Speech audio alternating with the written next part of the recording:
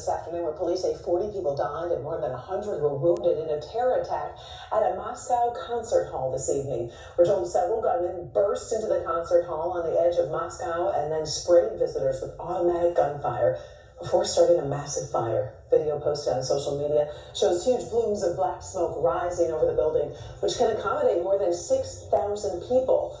As of right now, no one has claimed responsibility for that attack. Men have been charged in connection with Friday's attack on a concert venue just outside Moscow. Authorities now say at least 137 people died after 4 gunmen fired at concert goers before setting the building on fire. Well, today was declared a national day of mourning for the victims. The Islamic State group has released graphic footage which appears to back up its claim of responsibility. But Vladimir Putin has suggested Ukraine was involved.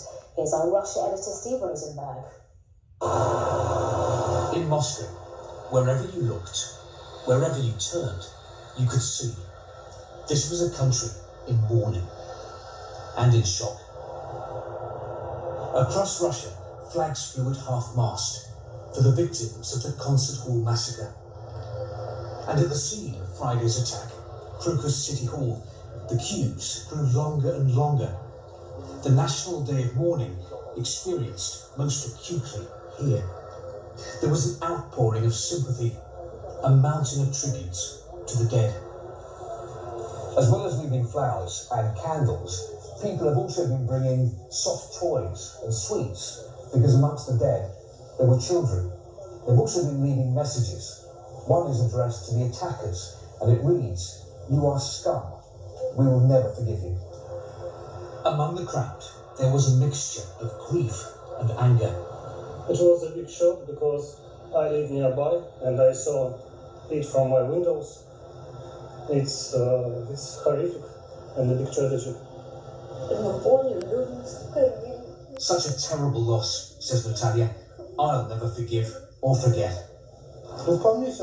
Bring back the death penalty, Yevgeny says, for terrorists, for sure. This is how the attack had begun. With gunmen in the foyer and desperate attempts to take cover. The attackers moved on to the auditorium. By the end of this, more than 130 people were dead. 4 suspects have been arrested.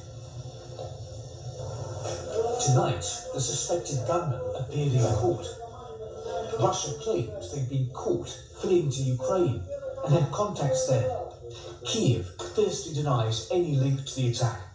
The Islamic State group says it was behind the shooting. And on this day of mourning, silent prayers from a somber-looking President Putin. The Kremlin says he lit a candle for the victims in church at his country estate. And Russia is praying that there will be no more attacks. If there are, that will test people's faith in the president to keep them safe.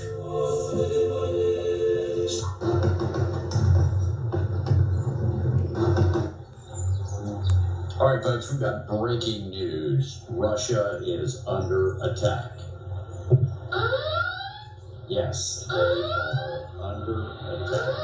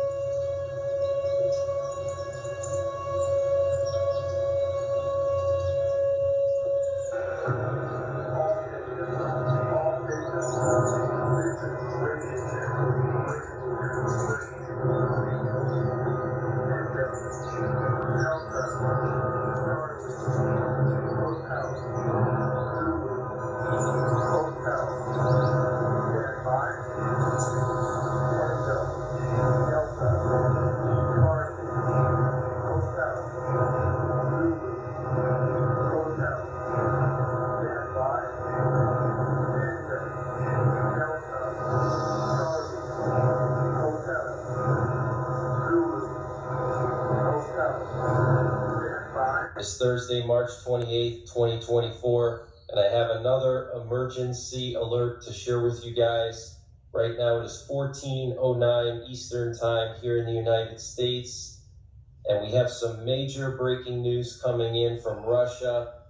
So what you're looking at here is a Russian ICBM mobile launch vehicle. This is the RS-24 YARS, and this is fresh video footage coming out of Siberia showing this RS-24 YARS doing a drill on dispersing to the countryside. Okay, so these trucks have a giant missile on them, a nuclear missile. They're kept in these garages. And if there's a nuclear war or there's a time of heightened tensions, they disperse these into the forest. And you can see here they're putting up snow camouflage netting over this truck so it can't be seen. And so this is a huge danger for the US during a nuclear war, because Russia has hundreds of these launchers and they can just disperse them into the wilderness and hide them. It would be impossible for us to find where they're located. So I find the timing very interesting that they would suddenly decide to do an exercise like this. This was in Irkutsk.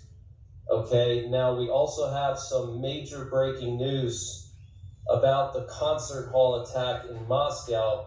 So apparently today Russia has proven the connection between the Moscow terrorists and Ukrainian nationalists.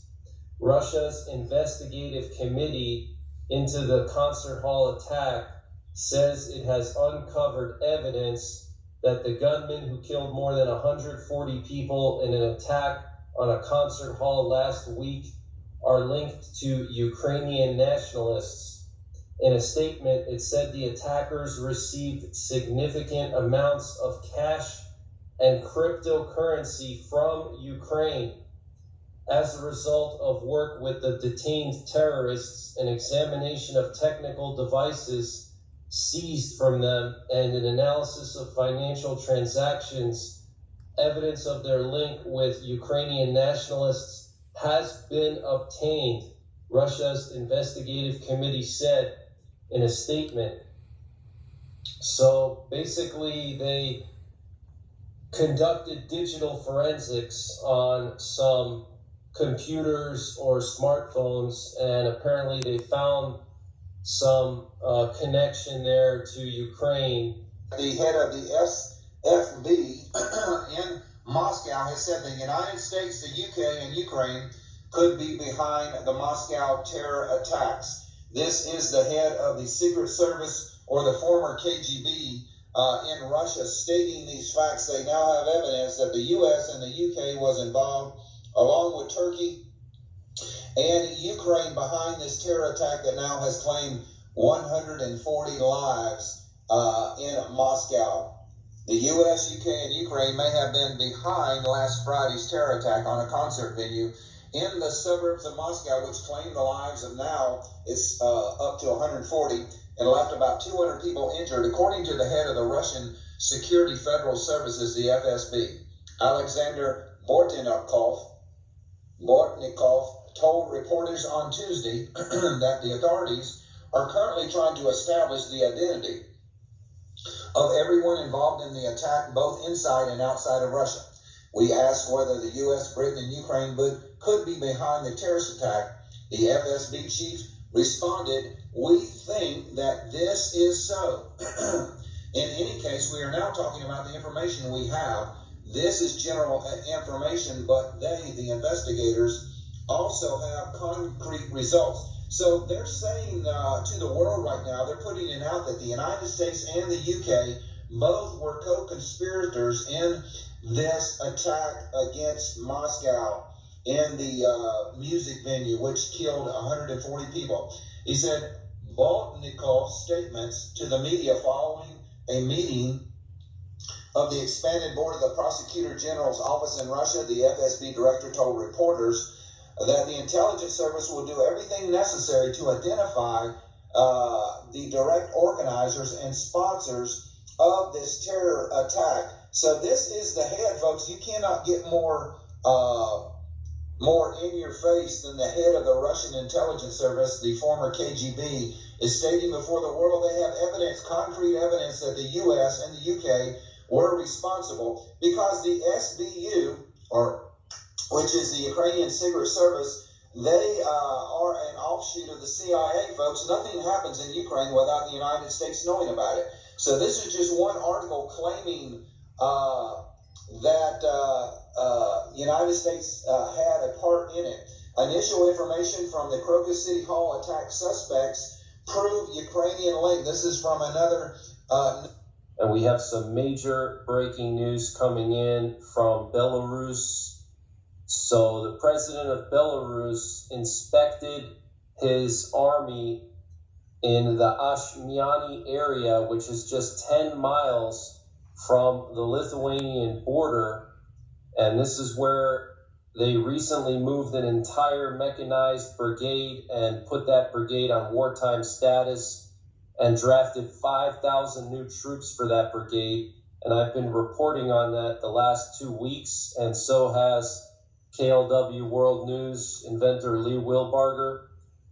And now the president of Belarus visits that brigade and said to the commander that they will have to fight against the Baltic states and conquer a part of Poland in order to create a land bridge between Belarus and Russian Kaliningrad. Okay, so this is huge, guys. Belarus is getting ready to invade Lithuania and Poland, and this happened yesterday. And also yesterday, the president of Belarus said that the situation along their northwestern border with Latvia and Lithuania is very difficult. So guys, it's coming. I think it's going to come this spring. As soon as the ground dries up, I think we're going to see Belarus, along with Russian forces, invade Lithuania and Poland to try to make a land bridge to Kaliningrad, or at the very least, open up another front for NATO, maybe make a small incursion into Lithuania. But this is very, very serious, and I have some video of that interaction that the president of Belarus had with the local commander there, where they were talking about fighting against the Baltic states and conquering a part of Poland to make a land bridge. And that Russia is now calling up another 130,000 conscripts. This actually happened last fall, but they are now bringing them into the military for the final assault force that will probably be used to face NATO in the coming months and years. Russia has increased their military to 1.3 million soldiers, plus 2 million reserve soldiers. So Putin is assembling his Armageddon army, folks, and this is just the latest news from TASS, Russian news agency. Russia called up 130,000 new conscripts in last fall's army draft general staff. So all of these troops now have been transported to their barracks. So let's go ahead and read the article. This is from today, March the 29th, 2024. Russia called up 130,000 conscripts in its